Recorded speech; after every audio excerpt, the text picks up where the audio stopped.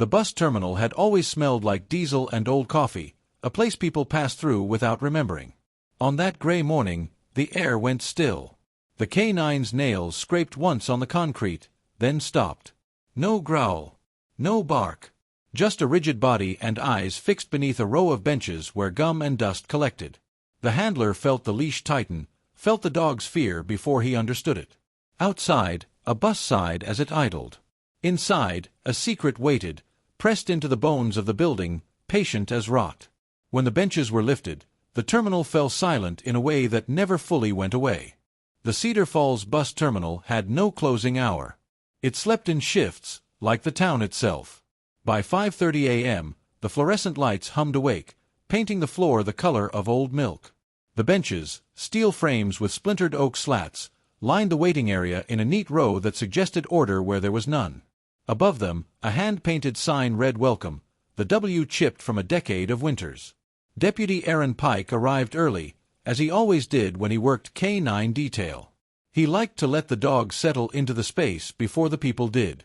Rex trotted ahead of him, a sable German shepherd with a scar at the edge of his left ear, nose working the air as if the building were breathing secrets. Aaron closed the door behind them and stood a moment, listening. Somewhere in the back offices, a radio crackled to life. Outside, the highway whispered.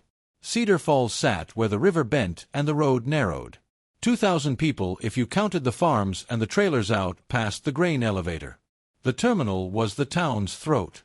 You could leave through it or come back through it, but nobody lingered unless they had to. Aaron checked his watch. Sheriff Lyle had called in the sweep after a tip, anonymous, thin, but persistent. "Just a look," Lyle had said. "Make it clean." Rex's tail slowed as they crossed the waiting area. He passed a vending machine that rattled when you leaned on it, a bulletin board layered with lost dog flyers and church suppers. He paused at the restrooms, sniffed, moved on. Aaron followed the leash, boots scuffing, thinking about the coffee he'd left cooling on his truck's hood. "Easy," he murmured. "We're just walking." Rex's head lifted. His ears angled forward. He drifted toward the benches. That was when he stopped. It wasn't the alert Aaron knew, the sit, the paw, the confident insistence of a trained response. Rex froze, muscles locked, weight pitched forward like a sprinter at the line. His breath came shallow. A low sound gathered in his chest and never made it out. Aaron felt it in his gut first. He tightened his grip, scanned the room. The benches were empty. A woman slept curled under a blanket near the ticket window, face hidden. The clerk, Janine Foster, stood behind the glass, lipstick precise, eyes tired. "Everything okay?" she called, voice too loud for the hour. "Just a sweep," Aaron said. He knelt, bringing his face level with Rex's. "Show me." Rex took one step, then another, nose dipping beneath the bench nearest the far wall, the one with the loose slat everyone avoided. His body trembled. Aaron crouched lower, peering into the shadowed space. Gum. A crushed cigarette. Something darker that didn't reflect the light. "Sheriff," he said into his radio. "I've got." Rex whined, a thin sound that raised the hair on Aaron's arms. Behind the glass, Janine's smile faltered. The first bus arrived early, brakes sighing, doors folding open. People filed in, a farmer with a thermos, a teenager with headphones, a woman with a baby strapped to her chest. The terminal filled with small noises, footsteps, paper, the cough of an engine. Rex did not move. Aaron stood, raising a hand. "Everyone hold up a second." There was a murmur of protest. A man in a ball cap glanced at his watch. The baby fussed. "Just a minute," Aaron said, his voice steady. "Please." Sheriff Lyle came through the side door with Officer Mara Quinn, her hair pulled back, her eyes already searching. Lyle was a thick man with a careful gait, the kind that suggested old injuries and older compromises. He took in Rex's posture, Aaron's face. "What do you have?" Lyle asked. "Under the bench," Aaron said. "He won't disengage." Lyle nodded once. "Janine, lock it down." Janine's hand shook as she turned the key. The baby started to cry in earnest. Mara knelt, flashlight cutting a pale cone beneath the bench. The beam caught on something that was not gum. She sucked in a breath. "Lift it," Lyle said. The bench groaned as they raised it, the loose slat falling away with a hollow clatter. The crowd fell silent, a shared intake of breath like the moment before a storm breaks. Beneath the bench, the concrete had been cut and resealed, the seam masked with dirt and old spills. A square of fresh cement stared back at them, too clean, too intentional. Mara swallowed. This wasn't here last month. Lyle closed his eyes for half a second, as if tallying costs. Clear the terminal, he said. Now. The woman with the baby backed away, clutching the child. The farmer took off his cap. The teenager pulled one ear cup aside, eyes wide. Rex sat then, finally, a precise motion that meant here. Aaron rested a hand on his back, feeling the dog's heart hammer. Outside, the bus idled. Inside, Cedar Falls held its breath. They set up a perimeter. The county truck brought in tools. News traveled faster than tape, and by mid-morning, the terminal's windows reflected a knot of onlookers, faces Aaron recognized from church, from the hardware store, from his own street. Cedar Falls watching itself. Mara directed the work, her voice calm, her movements efficient. She'd transferred from the city 3 years ago, carrying a reputation for thoroughness and a divorce like a bruise. She didn't look at Lyle when he hovered too close. The concrete came up in chunks, revealing a cavity lined with plastic. The smell hit first, sweet and wrong. Someone gagged. Inside the cavity were bags. Black, heavy, taped, numbered with a neat hand. Mara counted aloud. 1, 2, 3. Aaron felt his knees weaken. He leaned against the bench frame, eyes burning. "What the hell?" someone whispered from the crowd. Lyle's jaw clenched. "Get the coroner." The crowd was pushed back, voices rising. Phones came out until Lyle snapped an order.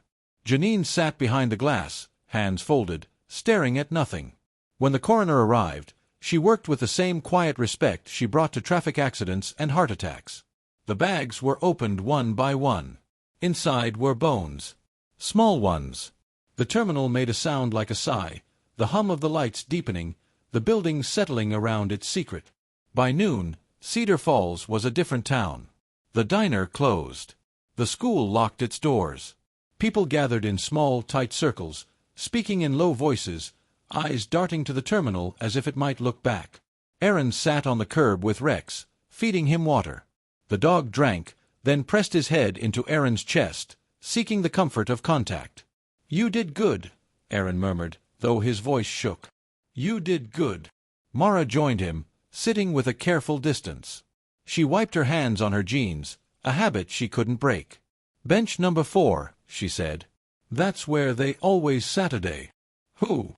Aaron asked. Mara hesitated. "Kids. Waiting on rides. Hanging out. Janine used to give them candy if they behaved." Aaron thought of his own boy, Ben, 15 and restless, itching to leave town. "How long?" Mara looked at the terminal. "Long enough." Lyle approached, his face set. "We're calling in state," he said. "This is bigger than us." Mara's mouth tightened. "You should have called sooner." Lyle met her gaze. "Careful." There it was, the line drawn, the old loyalties bristling. Aaron felt the weight of it settle on his shoulders. Cedar Falls had always handled its own problems. It prided itself on that. This was not a problem that could be handled quietly. "Who poured the concrete?" Mara asked, her tone mild. Lyle shrugged. "Town maintenance does repairs." "Who signs off?" she pressed. Lyle's eyes flicked to the crowd. "We'll get there." Later, when the crowd thinned and the tape fluttered in the wind, Aaron drove Rex home. The radio crackled with speculation. He turned it off. At home, his wife, Ellen, stood at the sink, hands in soapy water, eyes on the yard. She didn't turn when he came in. "I heard," she said. He set the leash down. "I'm sorry." "For what?" she asked. He didn't know how to answer. He watched Rex lie down, his body curling tight, as if to make himself small. That night, Cedar Falls slept with its lights on. The next morning, the state arrived with unmarked cars and crisp jackets. Detective Clara Henson took point, a woman with steel-gray hair and a voice that carried authority without raising volume. She shook Aaron's hand, knelt to Rex, offered him a treat he accepted with careful dignity. "You're the handler," she said. "Walk me through it." He did. She listened without interrupting, eyes steady.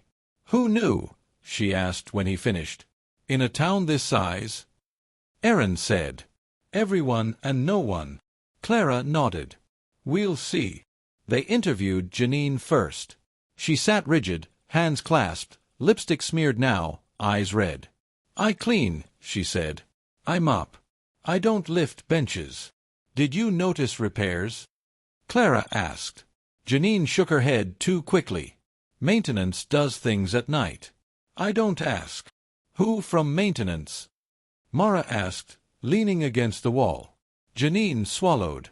"Caleb Rourke. Sometimes his brother." Aaron felt a chill. Caleb Rourke coached Little League. He fixed fences. He drank too much and laughed loud. "Anyone else?" Clara asked. Janine hesitated. "Sheriff signed the work order." The room went quiet. Lyle stood in the doorway, his face unreadable. "Routine," he said. "Cracks in the floor." Clara looked at him a long moment. "We'll need those orders." "Of course," Lyle said. "Anything you need." Mara watched him go, her eyes hard. Outside, the terminal seemed smaller, its edges frayed. The benches lay stacked like ribs. Aaron walked Rex along the perimeter.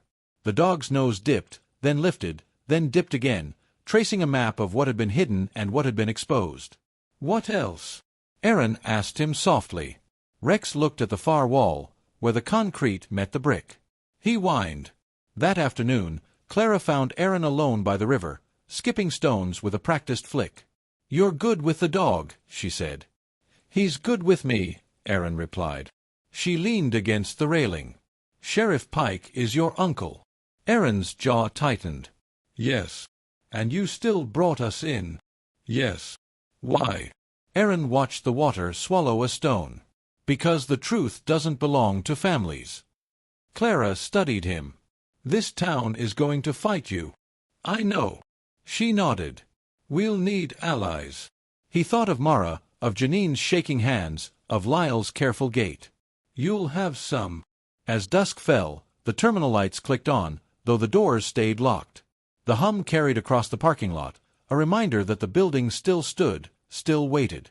Under the benches, the concrete had been broken open. What had been hidden was no longer contained.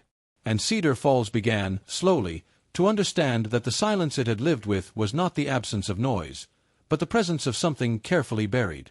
The first arrest came quietly, as arrests often do in small towns where the sirens feel personal. Caleb Rourke was pulled over on County Road E just after dawn, the mist still clinging to the fields. He didn't run. He didn't argue. He stepped out of his truck with his hands already visible, grease under his nails, eyes bloodshot from a night that had given him no rest. When they cuffed him, he asked only one question. "Did they find them all?" No one answered. By mid-morning, Cedar Falls had chosen its sides. It happened in the diner, in the post office line, at the pumps. People spoke in fragments, their voices dropping when strangers passed. Caleb's sister-in-law cried on the courthouse steps. His brother didn't come to work. Someone spray-painted Monster on the side of the terminal before the sun was high enough to dry the paint. Aaron watched it from across the street, Rex at his heel. The word felt thin, too easy. Monsters were convenient. Monsters meant you didn't have to look closer. Detective Clara Henson didn't believe in convenient explanations. She had spread the case across the second-floor conference room, photos pinned to corkboard, maps marked in red, timelines running parallel like rails that never quite met. "We have remains from at least 4 children," she said, tapping a pen against her notebook. "Possibly 5. Time of burial spans years." "Years," Mara echoed softly. Clara nodded. This wasn't an event. It was a practice. The word settled heavily. Caleb sat in an interview room down the hall, staring at the table as if it might swallow him. His lawyer, a man from 2 towns over with a thinning comb-over and a habit of clearing his throat, kept checking his watch. "I poured concrete," Caleb said when Clara finally sat across from him. "I followed orders." "Whose?" Clara asked. Caleb laughed, a sound that cracked at the edges. You already know. Say it, she said. He hesitated. His eyes flicked to the one-way mirror. Sheriff Lyle Pike signed off. Maintenance order. He said it was for safety. And the bags? Mara asked from the corner. Caleb's mouth twisted. I didn't look. You numbered them, Clara said gently. Caleb's shoulders sagged. He told me to. So we'd know if one went missing. Who is we? Mara pressed. Caleb closed his eyes. You don't want that answer. Clara leaned forward. You don't get to decide what we want. Caleb swallowed. Lyle. And others. Names, Mara said. Caleb shook his head. They'll kill me. Who? Clara asked. Caleb laughed again, a broken sound. The town. Outside, Aaron sat with Rex on the courthouse steps. He watched people pass, faces he'd known since childhood now unreadable, shuttered. Ellen had called twice and left no message. Ben hadn't answered his texts. You okay?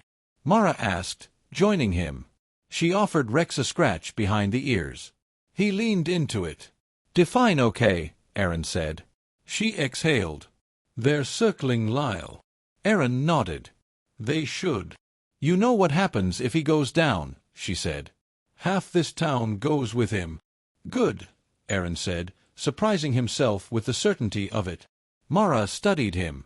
You're not as neutral as you think. He met her gaze. Neither are you. She smiled thinly. Fair. That afternoon, the state forensic team confirmed what Clara already suspected. The bones belonged to children who had passed through Cedar Falls over the years, runaways, foster kids, hitchhikers. Some had been reported missing. Some hadn't. The terminal had been a waiting room for more than buses. When the news broke, the phones lit up. Reporters descended, their vans crowding the narrow streets.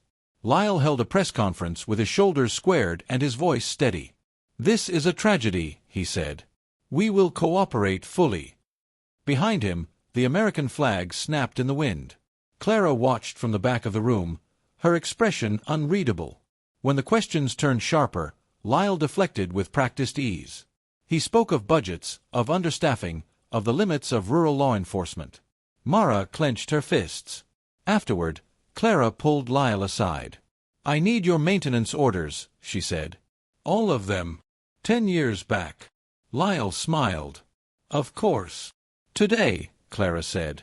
Lyle's smile thinned. I'll see what I can do.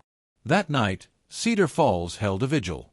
Candles lined the sidewalk outside the terminal, their flames trembling in the cold.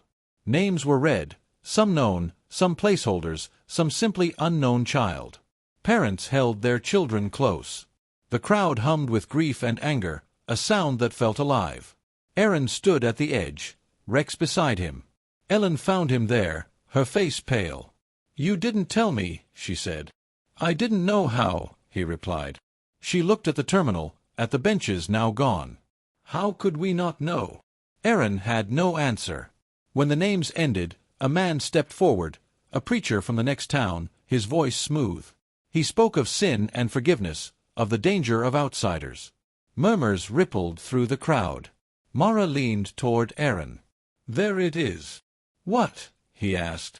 The pivot, she said. Watch. The preacher's gaze swept the crowd. We must protect our own. Clara watched from the shadows, her jaw set. The break came not from Caleb, but from Janine. She showed up at the station after midnight, coat pulled tight, eyes darting. She asked for Mara by name. I can't sleep, Janine said, wringing her hands. Every time I close my eyes, I hear them. Hear who? Mara asked gently. The kids, Janine whispered. They used to sit under the benches. They'd drop things. Coins. Candy wrappers. Mara nodded. What did you hear? Janine's voice shook. Scratching. The word hung in the air. When? Mara asked. Late, Janine said. After closing. I thought it was rats. I told Lyle. What did he say? Mara asked. Janine's eyes filled. He told me to mind my business. Clara entered quietly, taking a seat. Did you ever look? Janine shook her head. I was afraid. Of what? Clara asked. Janine's mouth trembled. Of what it would mean. Clara slid a recorder across the table. Tell us everything. Janine did. About the night's maintenance worked late. About Lyle's visits after hours. About the way he'd insisted the terminal stay open all night, even when the budget couldn't justify it. He said it was for safety, Janine said. For travelers. And the kids? Mara asked. Janine swallowed. He said some people fall through the cracks.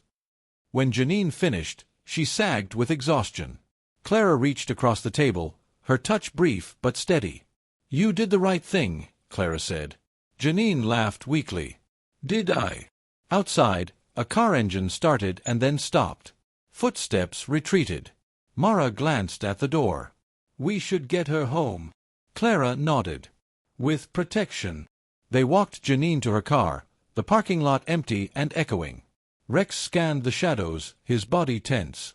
Thank you, Janine said, gripping Mara's hand. I'm sorry. Mara watched her drive away, taillights disappearing. So am I. The maintenance orders went missing. Lyle claimed a clerical error. The files had been misfiled, then purged according to retention schedules. Clara requested backups. The backups were incomplete. It's obstruction, Mara said, slamming her hand on the table. It's deniability, Clara replied. We'll work around it. They did. They traced concrete purchases, overtime logs, after-hours keycard access. A pattern emerged, repairs authorized during Lyle's tenure, always signed by him, always at the terminal. Then the pattern widened. There's another site, Aaron said, staring at the map. The Old Way Station. Rex whined, his nose pressing to a mark on the paper. Clara looked at the dog. You think? Aaron nodded. He's been restless since yesterday. They drove out at dawn. The way station sat abandoned, a concrete hulk at the edge of town where trucks once lined up. Weeds pushed through cracks. The air smelled of rust and wet earth.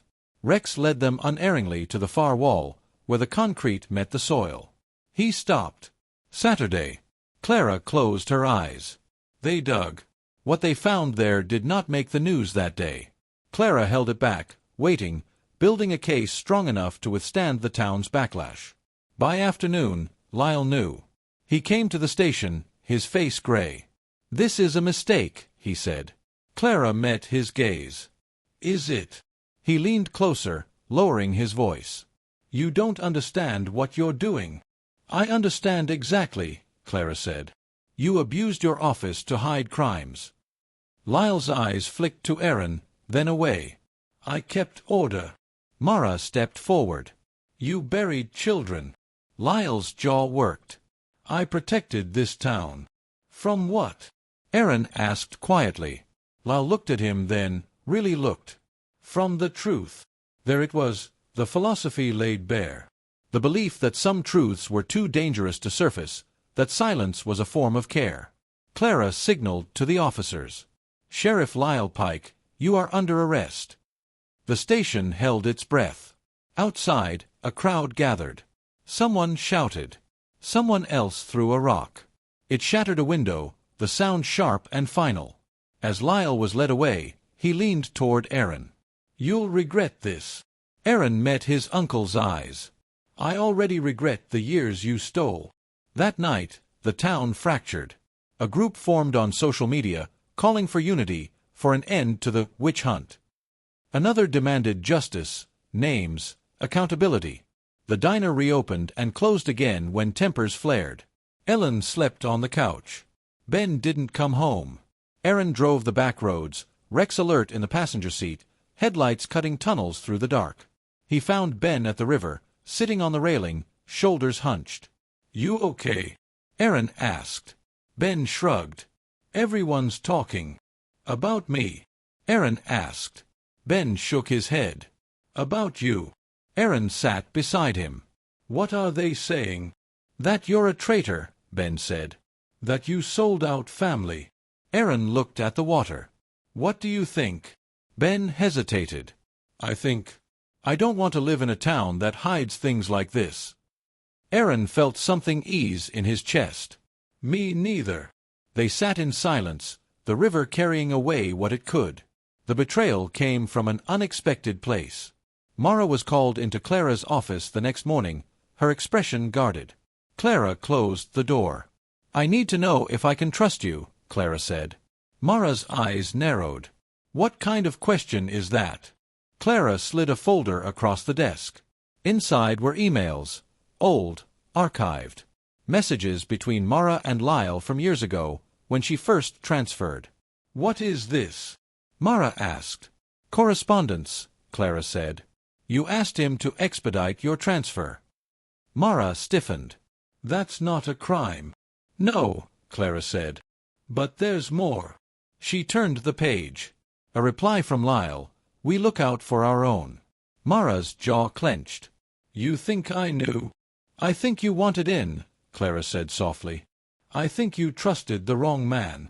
Mara stood abruptly. I didn't know about the kids. I believe you, Clara said. But the defense won't. Mara's shoulders sagged. So what now? Now, Clara said, you help me prove you didn't.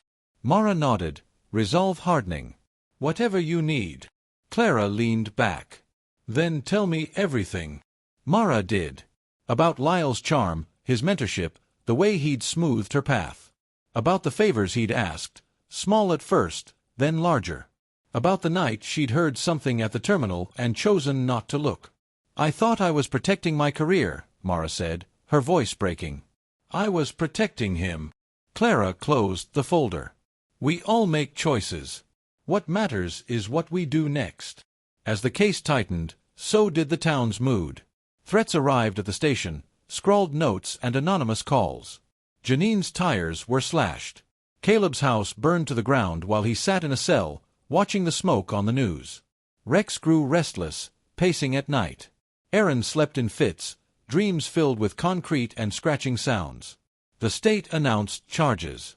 More names surfaced, men who had looked the other way, who had signed forms without reading them. The idea of a single villain crumbled.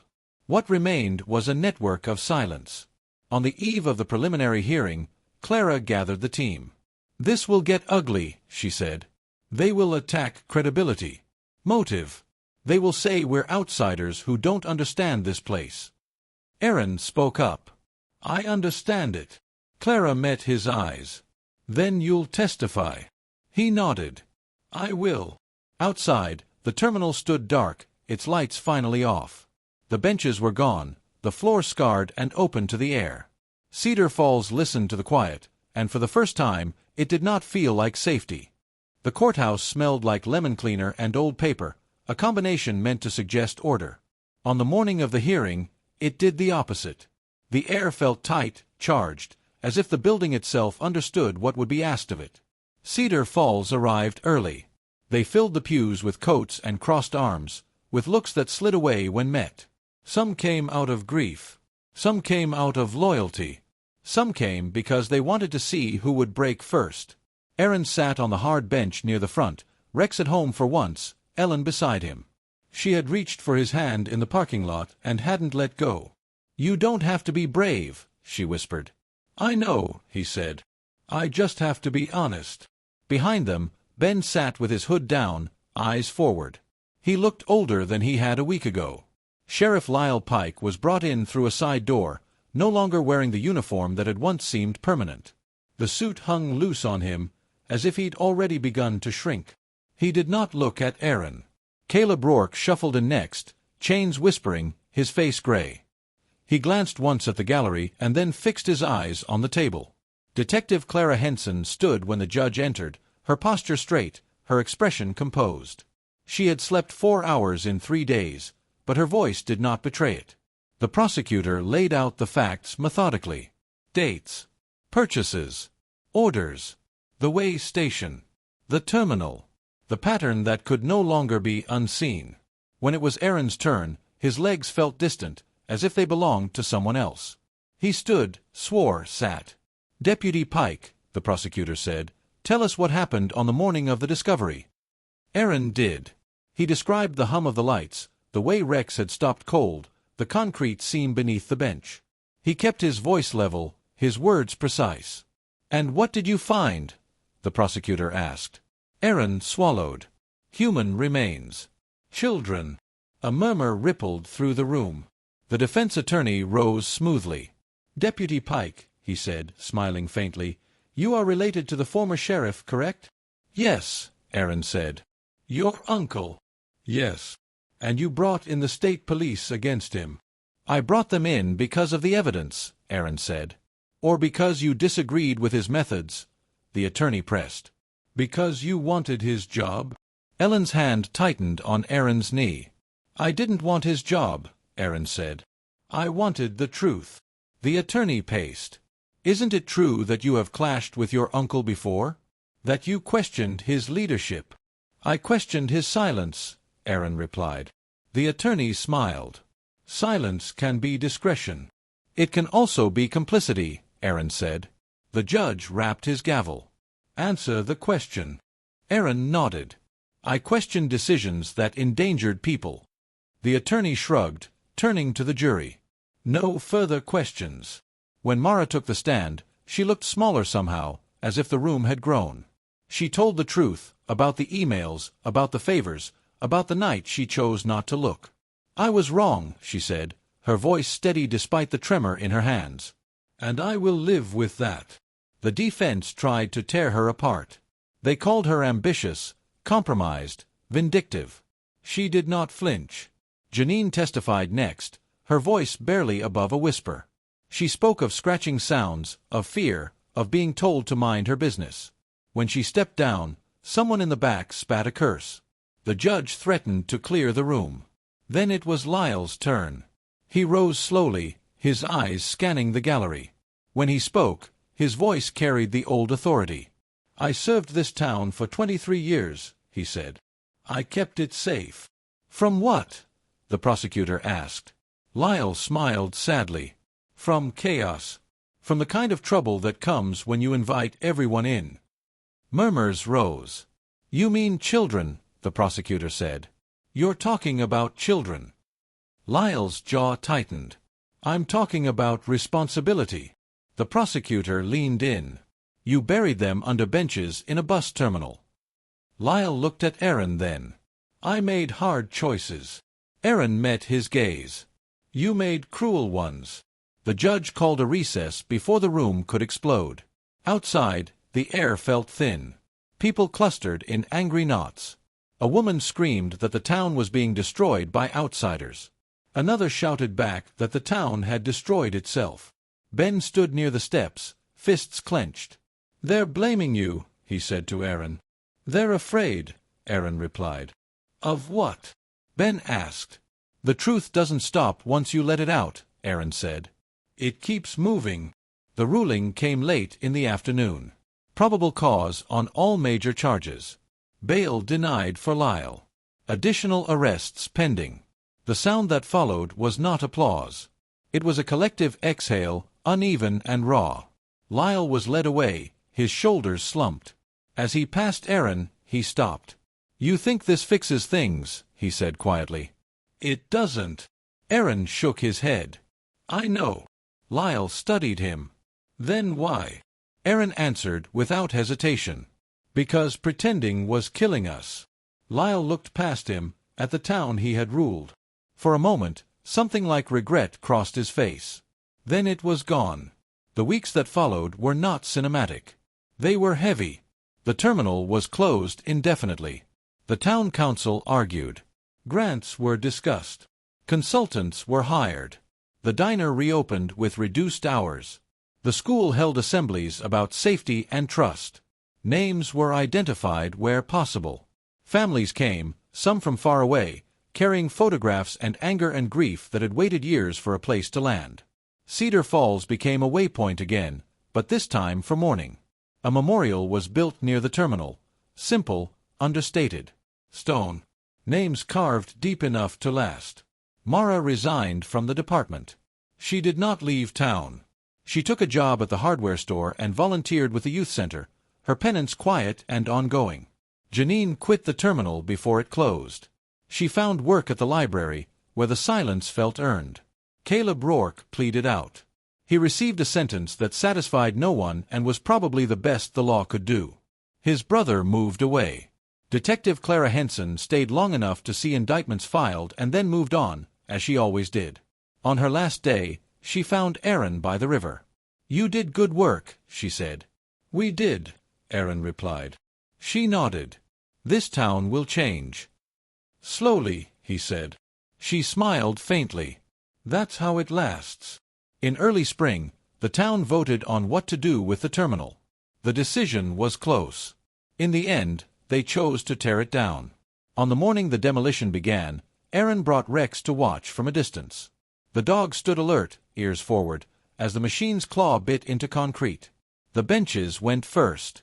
Dust rose, carrying the smell of old diesel and something cleaner beneath it. The building gave way with a groan that sounded almost like relief. Ellen stood beside Aaron, her hand warm in his. Ben filmed quietly, not for social media, but for himself. When it was over, the space felt larger than it had any right to be. Grass would grow there eventually. Maybe a park. Maybe nothing. That night, Aaron dreamed of the Terminal one last time. In the dream, the lights were off, the benches gone. The floor was open to the sky. When he woke, the scratching was gone. Summer came. The river rose and fell. People learned how to talk again without whispering. Some wounds closed. Others did not. On a warm evening, the town gathered at the memorial. Candles flickered. Names were read. The air smelled of cut grass. Aaron stood at the edge, Rex leaning against his leg. He did not feel like a hero. He felt like a man who had finally stopped lying to himself. Ben nudged him. "I'm thinking of leaving," he said. "For school." Aaron smiled. "You should." "And coming back?" Ben asked. Aaron looked at the town, the people, the stone, the space where the terminal had been. "That will be your choice." As the last candle burned low, the crowd grew quiet. Not the old silence, the one that hid things. This was different. Earned. Fragile. The kind you hold carefully, knowing what it costs.